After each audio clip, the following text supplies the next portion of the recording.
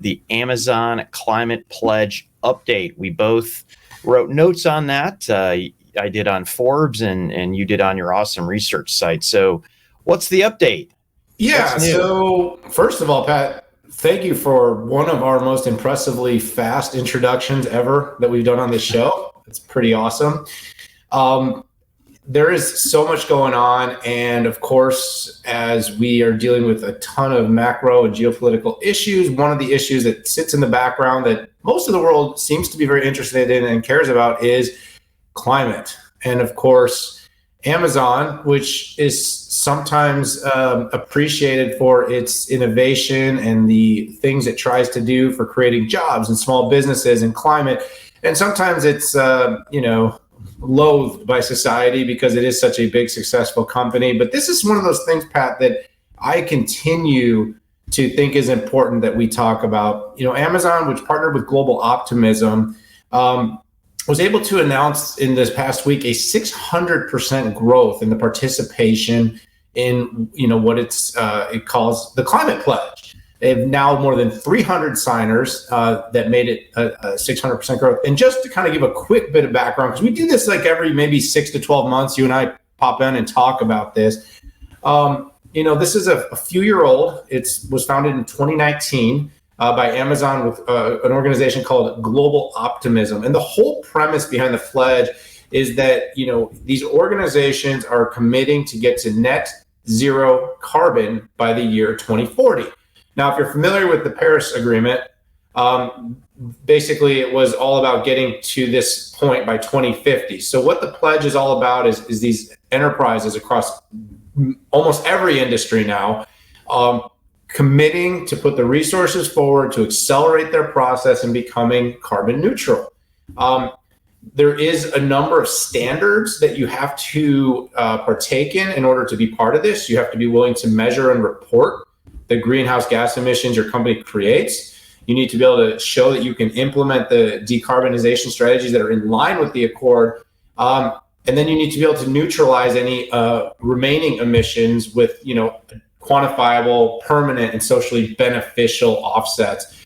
This is a complicated task, Pat, because for a lot of companies, you're asking them to reconsider, and we'll talk more about supply chain later, but all the materials that are being sourced, all the facilities that they're utilizing. If they're delivering services, you might have trucks, planes, ships. All these things create greenhouse gas. And so we've got a couple of complexities. A, the complexity of actually changing your business model to support carbon neutrality. And B is how do you do that faster and then actually measure it? And that, by the way, is becoming an increasingly large trend with companies like ServiceNow, SAP, Salesforce, AWS, all rolling out data-driven services. Honeywell's doing this on the industrial side that enable companies to better understand how they're utilizing carbon, their footprint, and then, of course, being able to offset it. In the most recent update, the company did have some pretty impressive signatories that were added. One of the biggest is one that I just mentioned was SAP, and there was several others. But we've seen companies like Microsoft, Verizon, Mercedes-Benz, VMware, Salesforce, HP, Pat. So a number of people we work with, and then of course consumer brands, Visa, Alaska Air, PepsiCo. So many companies have now helped get to this point. And of course, Amazon having such a big footprint, such big contributions to the world in terms of getting us our quote unquote stuff, has a great opportunity to use the visibility, the brand, and the massive supply chain that it leads in order to help drive better levels of climate responsibility within enterprises. So, Pat, this is a little update, and I hope for everybody out there, they understand now what is required to be part of it, some of the companies taking part, but more than anything is that 2040 is still so long from now. I'm very interested in understanding how we're measuring, holding accountable, and making sure companies that did sign up for this thing have done enough each and every passing year. And I think that's going to be the really hard part. Yeah, so first off, I really like the market-led approach versus some mandate from the government, right? And essentially what that means is if you love it, you can get behind it. If you hate it, you can stop buying from those companies, right?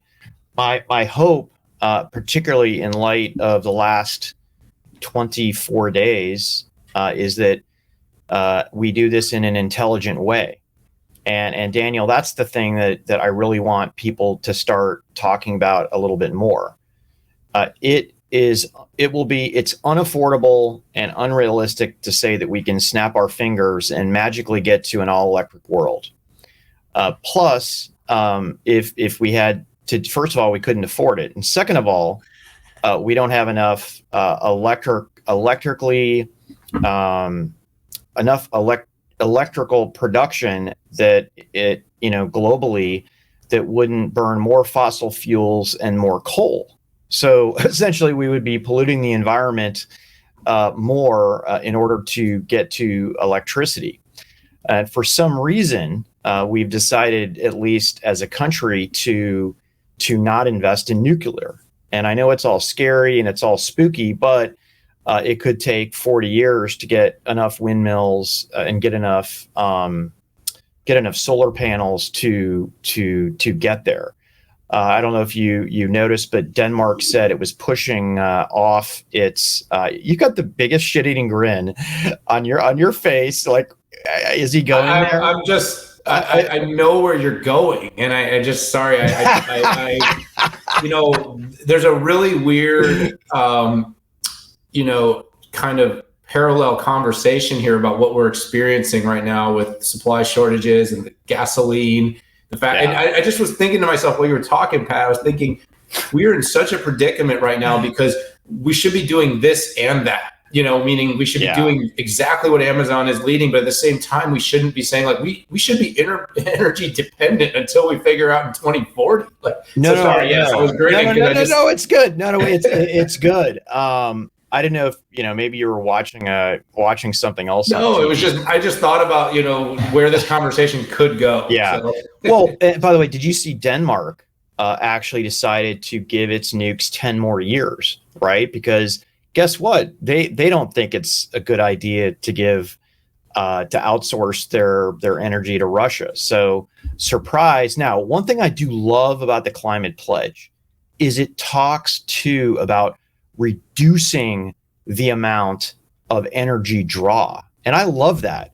I love it because it talks about efficiency. And Daniel, who can't get behind using less, right?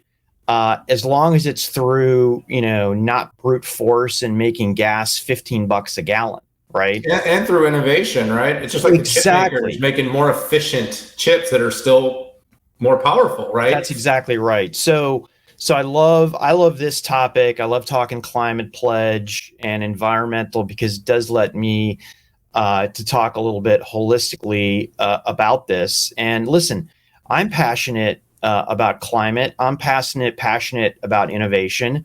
I'm passionate about not giving autocrats the ability to put a stranglehold on a near-term economy. So thank you, Amazon, and the 300 climate pledge signees. Let's get more efficient. Let's use less energy, and let's use market forces to make this happen. So with that said, unless you wanted to do a boomerang. No, let's rock and roll. We could do a whole show on that, Pat, but I just like I said, I'll call it this and that. It's a this and that strategy, not this or that strategy. And we've just got way too much this or that, but this is a good reminder. There is progress